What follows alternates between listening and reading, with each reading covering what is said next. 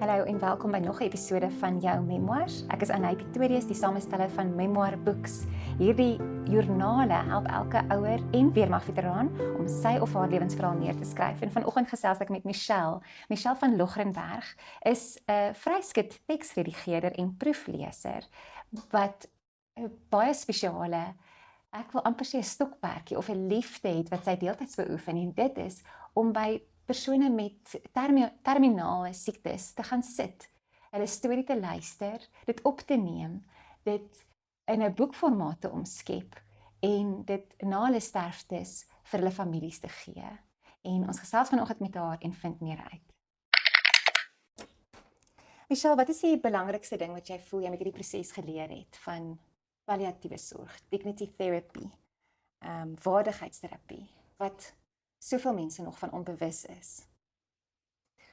Ek dink wat vir my nogal pertinent is dat mense baie makliker moeilike goed onthou, slegte goed en swaar goed onthou. Ja.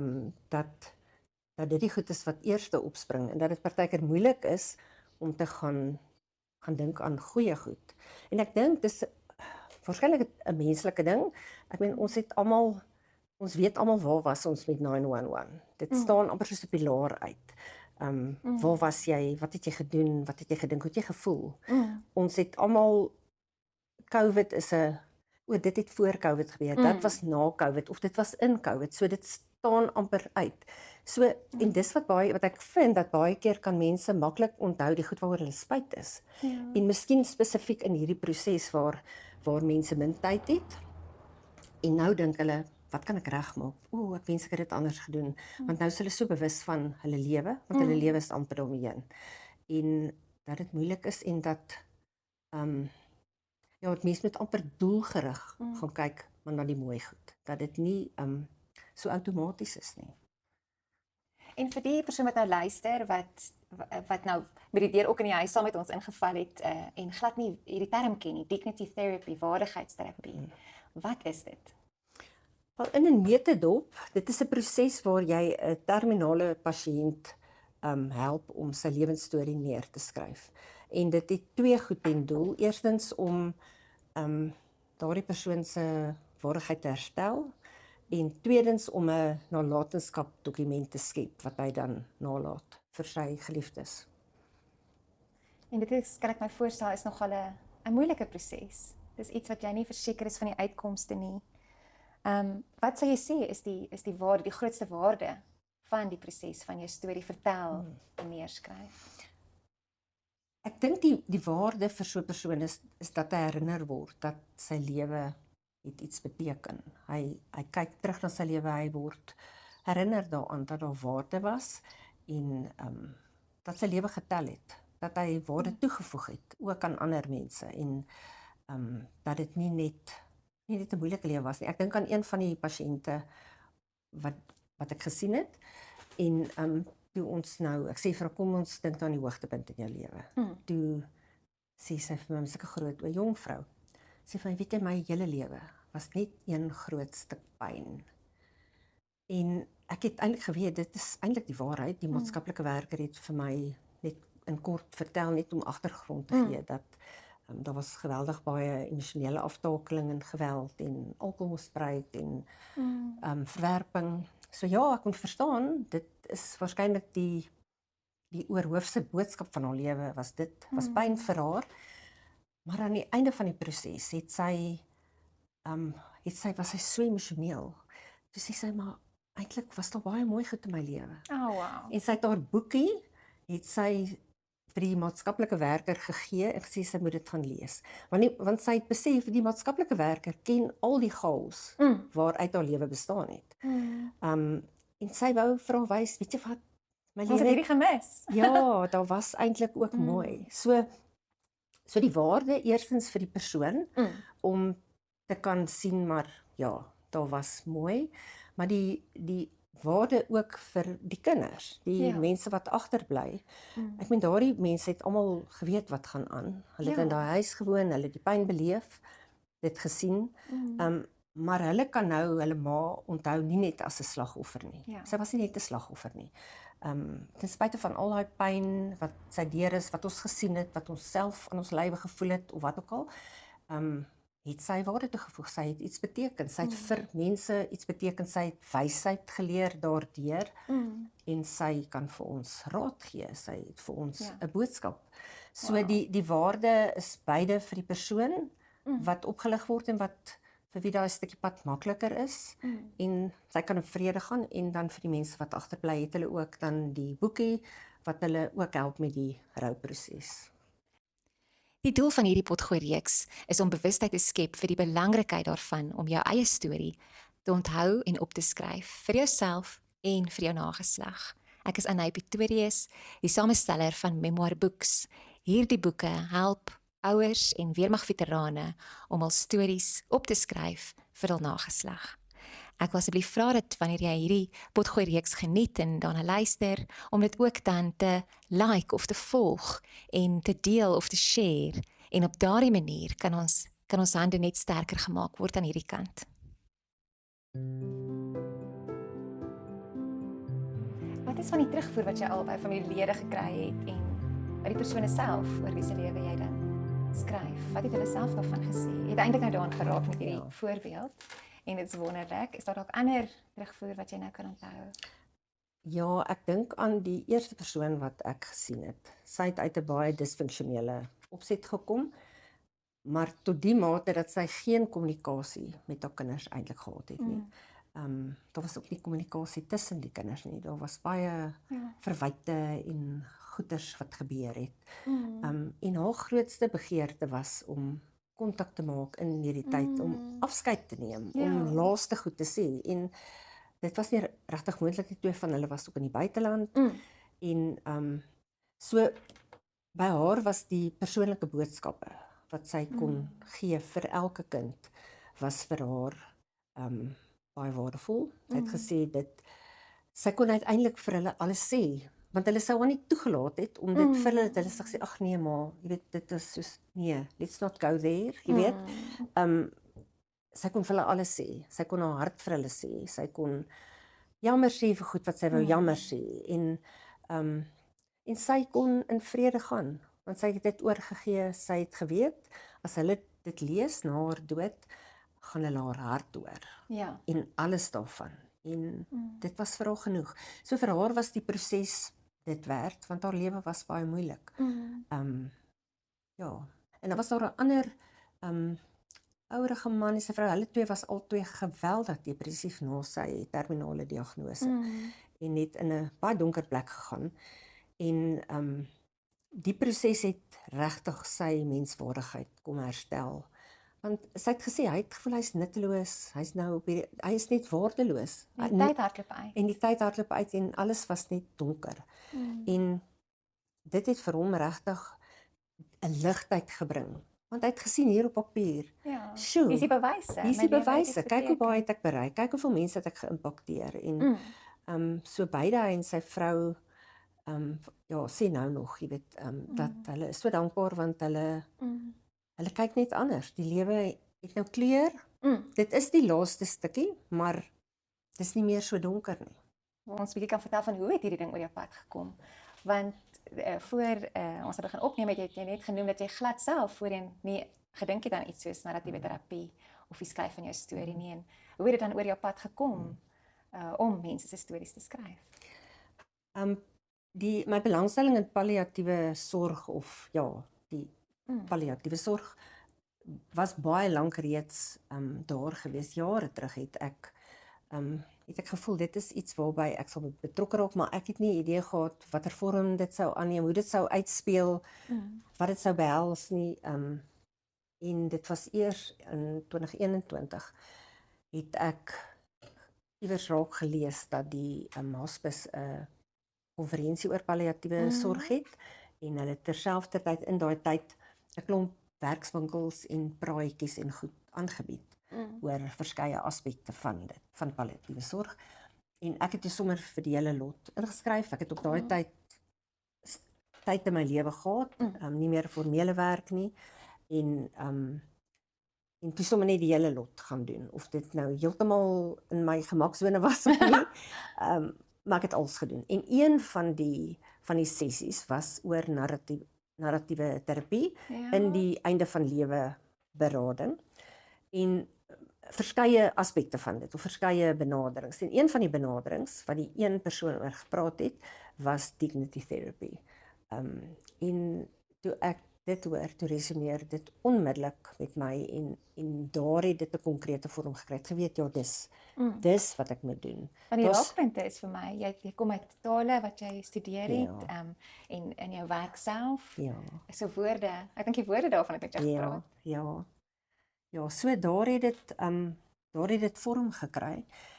En ek het toe alles gaan lees wat ek kon, al die navorsing, en toe op 'n stadium ook afgekom op 'n aanlyn opleiding deur Harvey Chochinov, hy's 'n psigiater, Kanadese psigiater en 'n akademikus, en hy's 'n absolute kenner oor palliatiewe sorg en hy stel veral belang in die emosionele komponent van die einde van lewe fase en hoe om dit te navigeer. Ek het daai video ook nog vir my gestuur en ek het intussen 'n paar van sy goed gaan luister en lees en ek sal die skakel ook hier onder ons gesprek sit, so dan kan mense daarna gaan luister. Ja, so ek het daai opleiding toe gedoen en ek is geregistreer by die hospice as 'n volonteer. So hulle verwys pasiënte na my toe, maar mense kontak my ook privaat. Dis maar dit werk nie, word of mouth. Ja. Maar in terme van die detail van memoir skryf, ek dink, ek besef daar's waarde om moeilike stories te skryf, want dit bring heling en dit haal dit uit jou kopkamer en sit dit hier op die tafel en jy kan daarna kyk en jy kan objektief raak. Maar binne in dignity therapy is die doel juis om uit die moeilike spasie waar jy is uit te klim en te gaan kyk na die mooi goed. So die fokus daar is absoluut op die positiewe hoogtepunte, want jy wil sê, my lewe het getel, dit was mooi, ek wil, dis wat die prentjie wat ek wil agterlaat, is nie my siekte nie, ek wil die gesonde, energieke ek wat allerhande wilde goed gedoen het in my lewe en gereis het of gewat, al die mooi goed, dis wat ek wil hê julle moet onthou. So daar kom die moeilike tye se neerskryf pas nie hierin nie, of partykeer sal dit uitkom in 'n gesprek, sal iemand sê van 'n donker tyd, maar wat dan daar uitkom, of hoe ons dit dan, hoe ek dit dan sou fasiliteer, is maar wat het jy daaruit geleer? En dan word dit 'n wysheid of 'n les wat ons oordra, en dit kom in die boekie. Hierdie ding wat ek geleer het. Die kinders weet, hoe het ma daai ding geleer? Op die harde manier, in 'n moeilike omgewing, maar ons hoef dit nie te noem nie, ons hoef dit nie neer te skryf nie, want dit is, hulle weet dit, maar die positiewe wat voortspruit uit alles, dis die fokus. Ja, so die fokus is heel eers die persoon met wie jy werk. En dan tweedens is dit die familie, die ontvanger van die boek en van die storie. En wat dit vir hulle beteken. Ek sien, en dan, ons het daar wat ek ook graag oor dementia of Alzheimer's pasiënte, ons het genoem van, veral natuurlik in die beginfase, en my man of my vrou is nou onlangs gediagnoseer. Sou dit inval by jou tipe vaardigheidsterapie? Of nee, ek dink nie jy werk enigstens met mense met Alzheimer's of dementia nie. Ja, nie. Dit val nie regtig onder palliatiewe sorg, veral in die beginfase. Ja, veral in die beginfase nie. Ek dink wel dat om daardie stories neer te skryf is geweldig waardevol. Ek wens ek het jou geken toe my ma gediagnoseer is met Alzheimer, want ek wens ek het met haar gesit en haar stories opgeneem en of net gevra en daaroor gepraat en dit gaan neerskryf het. En ek het nie, en ek is jammer daaroor. So ek sou sê, wanneer mense agterkom, hulle ouers is besig om weet, hulle is vergeetagtig en hulle begin agterkom, dinge is hier nie heeltemal reg nie, om dan moeite te doen met daardie stories en te gaan vra en dit op te neem. 'n Mens kan 'n CD maak met al die stories, mens hoef dit nie neer te skryf nie. Mens kan dalk later. Of later, wanneer jy dan rustiger is. Want dit is eintlik meestal 'n lang proses, so mens het hier en daar ook tyd, maar as jy sê, veral aan die begin, wanneer alles nog duidelik is, en jy het eintlik daai skok van, dit is nou aan die gebeur. En dis waardevol om te gaan, ek dink is baie waardevol om te gaan, jou stories te konkretiseer. Ja, in 'n boekformaat. Dit is nogal eintlik dat ek het voel dit 'n bietjie, ek wil nie die woord hard gebruik nie, maar dit voel 'n bietjie, ja, dit is presies dit, konkreet. Dit is nou so, waar in jou kop is dit amper airy-fairy, dis amper, ja, asof jy dit nie so kan vasvat nie. Ja. So dis eintlik wat ons mee besig is. Dan om al stem, om al die waarde van om te skryf soos wat jy praat. Nou in jou geval, meestal gesels jy met die persoon en jy neem dit op en dan transkribeer jy dit oor 'n paar dae, miskien 'n paar weke. En daai proses is nog altyd rowend. Want soos ek en jy nou hier gesels, as jy nou al hierdie op 'n dokument moet sit, daar's nie eintlik 'n Afrikaanse app of 'n toepassing wat jy kan gebruik wat nou ordentlik genoeg vandag is om die Afrikaans te transkribeer nie. So jy moet eintlik luister en tik terselfdertyd en jy het nog jou eie werk, jou eie besigheid ook. Hoe om daai stem vas te vang. Want ek dink jou eie stem kom maar in en omdat jy taalkundig is, wil jy eintlik ook daai taalfoute wat ek dalk geneig is om te maak, maar jy weet verkeerd is, wil jy dit regmaak. Maar as die kinders dit gaan lees, gaan hulle weet maar ma of ouma het nie so gepraat nie. So dit is nogal moeilik en hoe kry jy dit reg om dit te doen? Ja, dis baie belangrik om die persoon se stem te bou, want haar kinders moet haar hoor. En die manier hoe sy skryf, omdat ek redigeerwerk doen, is ek fyn op taalfoute en sinskonstruksie en vloei en so ek moet myself regtig dwing om dit net so te los. Met ander woorde, as die woordorde eintlik verkeerd is, eintlik sê mens dit nie so nie. Eintlik is hierdie woord nie heeltemal die korrekte woord nie. Maar ek kan dink al kinders ken daardie woord, want dis wat sy gebruik. En hy praat van daai ding. Hy sê nie daardie nie. Alles in my wil dit regmaak. Maar dis daai. En hulle gaan hulle pa hoor. Met die daai. As hulle dit lees, gaan hulle hom hoor. So dit is geweldig belangrik. Omdat ek uiteraard, wanneer mense praat hulle ook deur mekaar. Ons sal met 'n storie begin en dan gaan ons aan en dan later dan onthou hy sê, o ja, ek onthou nou nog hierdie ding, ek het vergeet van dit en dan vertel hy nou nog 'n stukkie by daai storie. Hakkies in die hakkies. Ja, so daar is darm Afrikaanse transkripsie platforms, maar alles nie goed nie. So ek kry darm 'n tipe van 'n dokument, maar hy's baie partykeer baie onduidelik. Maar nou as ek nou uiteindelik 'n Afrikaanse dokument hier wat ek kan lees. Nou is daar al hierdie deurmekaar stukke. So ek moet gaan cut and paste en die goed bymekaar bring en ek moet dit laat vloei. Ek moet besluit hoe gaan dit werk dat dit nie darm in 'n orde gaan van 'n aard, maar dit moenie sy stem moenie verlore gaan nie. So dis baie belangrik om te bly by die tipe woorde en ten spyte daarvan dat ek dit moet laat vloei. Al die herhalings uithaal, die immers in die a's en die. Anders gaan iemand dit dalk maar ook doen. Ja. Die doel van hierdie potgooi reeks is om bewustheid te skep vir die belangrikheid daarvan om jou eie storie te onthou en op te skryf vir jouself en vir jou nageslag. Ek is Anay Pretorius, die samesteller van Memoir Books. Hierdie boeke help ouers en weermagveterane om hul stories op te skryf vir hul nageslag. Ek wil asseblief vra dat wanneer jy hierdie potgooi reeks geniet en daarna luister, om dit ook dan te like of te volg en te deel of te share. En op daardie manier kan ons hande net sterker gemaak word aan hierdie kant. So ek dink die mense besef die hoeveelheid werk wat in so iets ingaan nie.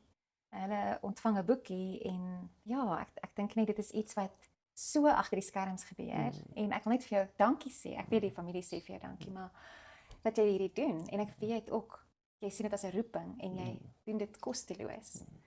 En vir myself het ek baie keer gewonder, maar moet jy nie dalk iets daarvoor vra nie, want dit is soveel werd as mens regtig 'n waarde, 'n finansiële bedrag daaraan moet sit.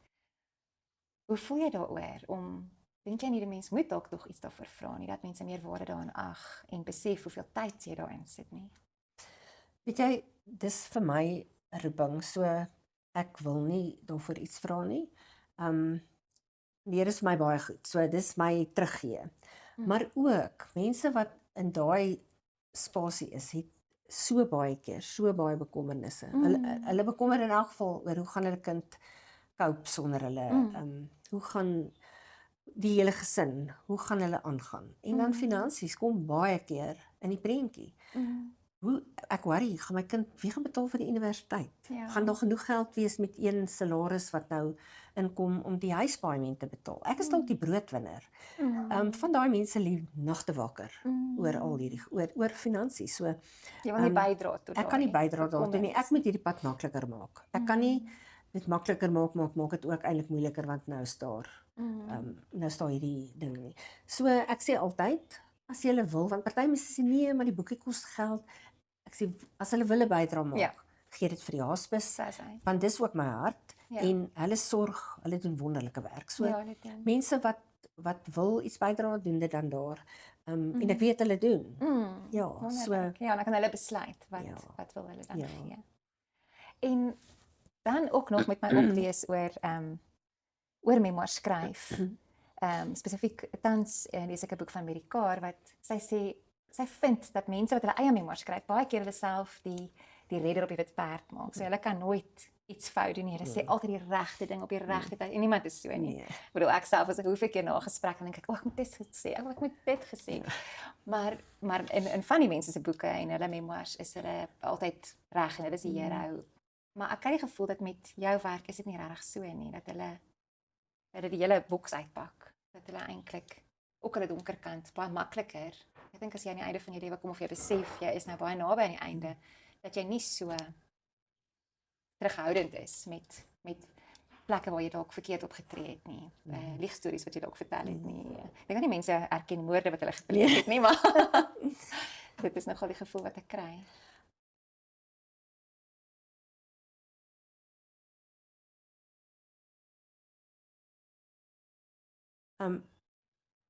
Mense is bereid eintlik om moeilike goed te deel. Ja. Want daar is nou nie meer pretensie nie. Nee. Die lewe is nou waar dit is. So hulle is bereid en partykeer wil hulle 'n deel uitkry, vertel. ja. Hulle wil. Maar ons maak dit duidelik in die begin dat hierdie gaan oor die hoogtepunte, die goeie dinge. Ons wil jou herinner, jy is nie net 'n diagnose nie, jy's nie net 'n pasiënt met bloedtoetse en uitslae en behandelingsskedules en goed nie. Jy's 'n mens en jy het 'n lewe gehad. So ek maak dit duidelik, dis waar ons fokus gaan wees. Ja. Maar partykeer sê hulle ek moet hierdie vertel want jy moet verstaan Ja. waar kom my die groei en die Ja. goed wat ek geleer het, waar kom dit vandaan? Jy moet dit hoor want dan weet jy die paadjie wat ek geloop het. En dis vir hulle belangrik. En dis deel van jou boodskap. Ja, dis Ek was te kwaai, moenie so Ja, kwaai wees nie. 'n Boodskap ja. wat jy vir die ander gee. Ja. Ja. so dit kom dan uit maar wanneer ons daardie nalatenskap dokument opstel, sal ons die positiewe ding daar gaan sit. Moenie kwaai wees nie, sê nou maar. Daai kind weet waar kom dit vandaan. Ja. Dis nie nodig om dit daar te skryf. Hulle was kwaai nie. mee gewees. Hulle weet dit. En hulle ma sê vir hulle, moenie kwaai wees nie. Wees geduldig met jou kinders. Jy het hulle so kort wat hulle klein is, nê, of wat ook al. So dit wat hulle daar lees is net die mooi vir die vorentoe. Sal jy dalk ook kan deel iets wat ek en jy voor die tyd oor gepraat het oor die koekiebak insident. Ek dink dit was nogal 'n mooi uiteinde ook. Ja. Die betrokke persoon, die hospice het haar na my verwys en ek het met haar kinders die reëling gemaak om haar te gaan sien. En toe ek nou die dag daar kom, toe sê die care worker vir my, nee, eintlik wil sy jou nie sien nie. En ek het ingekom en ek het net gesien, hierdie vrou is nie lus vir my nie. En sy het vir my gesê, ek het vir gesê, ek kom nou, ons gaan oor jou storie praat. Ek het niks te sê nie. Toe boek. Nee. Nee, sy wil nie eintlik praat oor haar lewe nie. En Hoe hanteer mens dit? ja, so ek het gesê nee, dis fyn, ons hoef nie. En toe het ek sommer net so Ek is nou hier, kom ons drink tee. ja, en net sommer maar net wees en net sommer oor ligsinnighede praat en ek hou van haar, sy het 'n mooi uitsig uit haar venster en maar bietjie verhouding geskep. Ja. Ek was 'n terapeut, so ons sit maar te sien. En op 'n You stadium have the ways and means. ja. En toe bestaan sê ek nie goed, kom ons praat nou. En toe ons begin praat oor jou verlede en jou kinderdae, jou kinderdae, praat oor jou kinderdae. Wat was lekker of mooi daar? En toe bars sy in trane uit. Want sy onthou net al die kere wat sy so verskriklik geslaan is. Dis al wat sy onthou deur haar pa. en sy huil en dis traumaties.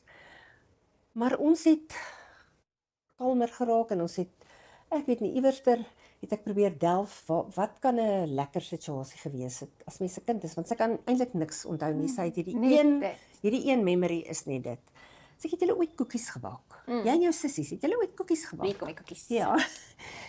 Sy sê ja, nee, hulle het cupcakes gemaak en dan het hulle verduidelik sy vir hulle dit versier en sy onthou hom partykeer het haar pa ook gehelp. Die culprit. Ja, en op die ou einde het hierdie hele mooi storie van die koekiebak uitgekom en dit was mooi en na die toe ek nou loop die dag, toe sê sy kan nie glo nie, sy het heeltemal vergeet daarvan. Dit was eintlik so lekker om terug te dink daaraan. En dit was vir my so tekenend van hierdie proses, is dat jy moet partykeer stoei om by daai goed uit te kom. Jy moet die regte ding vra, jy moet en dis nie 'n one size fit all nie, want elke persoon is anders en elke persoon se lewe is anders en elke persoon se persoonlikheid is anders. Party praat so maklik, jy kan hulle skaars stop. Maar jy kom altyd by mooi goed uit, soos met daai ander vrou wat se lewe net pyn was. Sy het 'n snaakse storie daar vertel. Ons het gelees soos ons lag, en sy en haar niggie, en dit was net so 'n snaakse storie, en sy sê, sy kan nie glo dat sy nou dit onthou het nie. Sy dink sy het dit al ooit vir enigiemand vertel nie, want sy was so in die moeilikheid by haar maale oor dit. Sy was 'n tiener, sy was net stout. En hoe wonderlik dat dit uitgekom het, en ons kon lag, sy kon lag. En ek dink, hulle is daar, dis soos juwele daar ver in die verlede.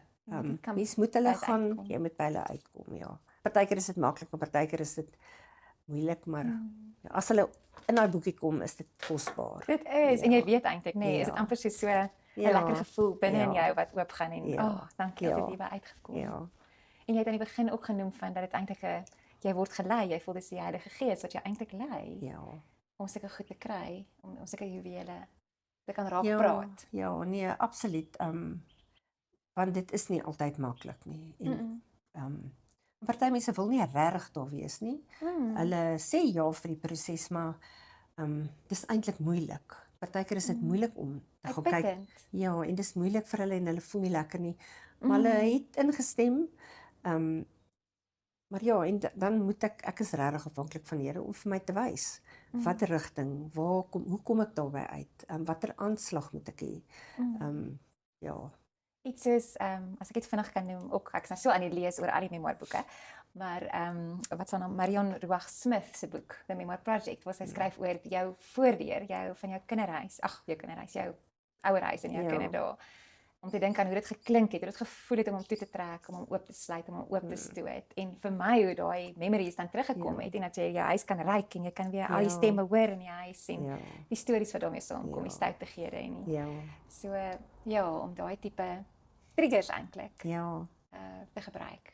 Is ook vir my 'n interessante aanslag. So ons het nou oor soveel dinge gepraat oor vaardigheidsterapie, die waarde wat dit het, dat die fokus is op die persoon wat daardeur gaan, maar sekondêr natuurlik is vir hulle wat agterlaat en wat ek ook beleef met my ma se boek. Is dat jy dan weer en weer kan lees en jy kan haar stem hoor en dit is eintlik vertroostend na die tyd. En jy het ook al vertel dat dit is die terugvoer wat jy dan by families ook kry. En dankie vir jou wonderlike werk wat jy doen. En nou asseblief voel vir daarmee en ek sal jou inligting ook deel aan die einde van hierdie pot gooi, dat iemand jou kan kontak sou hulle wou. So baie dankie vir jou tyd vanoggend. Ja, dankie vir jou. Dit is 'n onderwerp so na my hart, so ek praat graag daaroor. Dankie.